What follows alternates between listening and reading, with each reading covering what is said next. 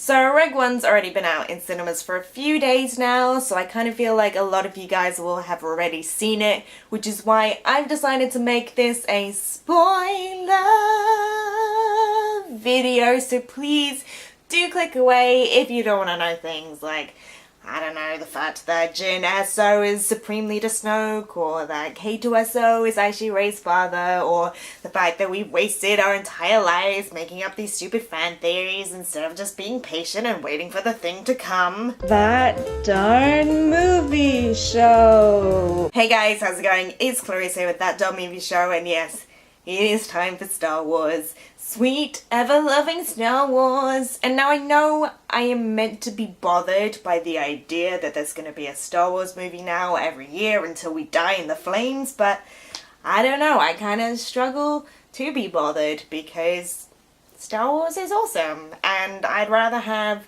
a Star Wars movie every year than, you know, knowing Hollywood, it would be Star Wars or just like 1,000 other Transformers and Taken movies into infinity. Which I guess to that effect makes Rogue One, a Star Wars story, kind of crucial in the Star Wars franchise because it's the first of these spin-off / anthology movies. It's the first to really veer away from the Skywalker saga, and it's the first to expand the universe like tonally and thematically because they really pushed this idea in the run-up to the film that Rogue One is like the gritty war film of the Star Wars franchise. And about a quarter of the way through this film, I did have a very sudden dawning realization of, oh my god, Rogue One is the Suicide Squad of the Star Wars franchise, except instead of being shit, it's actually really cool and awesome. And what I mean by that is that it is the kind of weird, darker, grittier, roguier little cousin of the Star Wars universe, and it's about a collection of people who aren't necessarily heroes and are very morally conflicted, but by the end of the film they come together and prove that anyone is capable of heroic actions. And that's something I really enjoyed about Rogue One, because I think so far really the Star Wars franchise has been about that very clear-cut divide between good and evil, the Rebel Alliance and the Empire, and the conflict has come from characters struggling to make what is quite a diametric choice. And I think with Rogue One, it's made things a little bit more realistic by muddying those waters a little bit, because if you think about it, like, Cassian Andor has done some pretty messed up things for the Rebel Alliance, and, you know, this film actually puts under microscope that entire kind of question of what is justifiable when you know you're fighting for the right cause. And it's interesting because Jyn and Cassian definitely don't feel as like instantly lovable as Rey and Finn do in The Force Awakens, and that feels like it comes down to both what is the greatest strength and greatest weakness of Rogue One, and that's that the characters, they aren't as clearly defined and they don't feel as like iconic or as based on these kind of grand archetypes, but that's because they are more subtle and they're more complex and they're more morally conflicted. And as much as it is, you know, the more realistic Star Wars, I still think it's fun and enjoyable and it still fits into that universe, and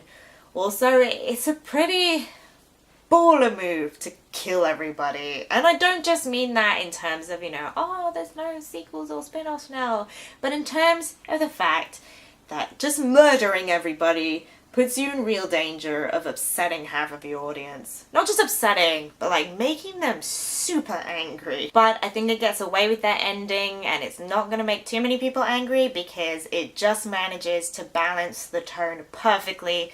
Like, there's enough humor in there, the X-Wing dogfights look amazing, Donnie Yen kicks ass, the visuals from Gareth Edwards are just beautiful, and I think as well it really kind of hammers home that message of hope, so it feels more uplifting than it does kind of grim or depressing. And that narrative of, you know, always keeping hope even in the face of insurmountable challenges is of course very important at a time like this, and I think it hits home even harder the fact that it's coming from such a diverse cast, and I do think that makes a huge difference because it still feels so fresh and original because it's a story coming from people who haven't been allowed to be the heroes in the past. But as I said, you know, the differences aren't overwhelming and it still does feel very much part of the Star Wars universe. I mean, you've got Vader and Leia and Tarkin turning up, and I don't know how I feel about the CGI. I have to say, just for me, it's still a little too uncanny valley, and just the idea of resurrecting dead people with computers is a little like we're heading towards very disturbing futures. Black Mirror and all that.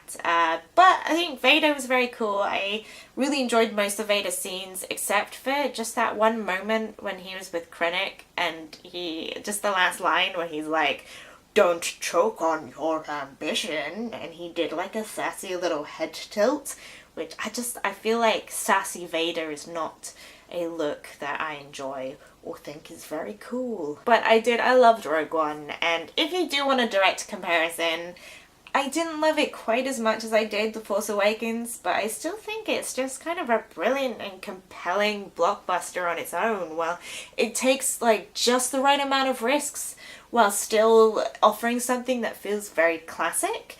And I just love Star Wars. I just love Star Wars so much, and I want to keep Star Warsing forever. But if you've had a chance to see Rogue One, I would love to know what you guys thought. You can let me know down in the comments below, or you can hit me up on Twitter, details down in that description box. Also, don't forget to like and subscribe so we can hang out and talk about movies. Just a quick little notice, I think this is probably going to be my last video of this year because I got some Christmas things to do.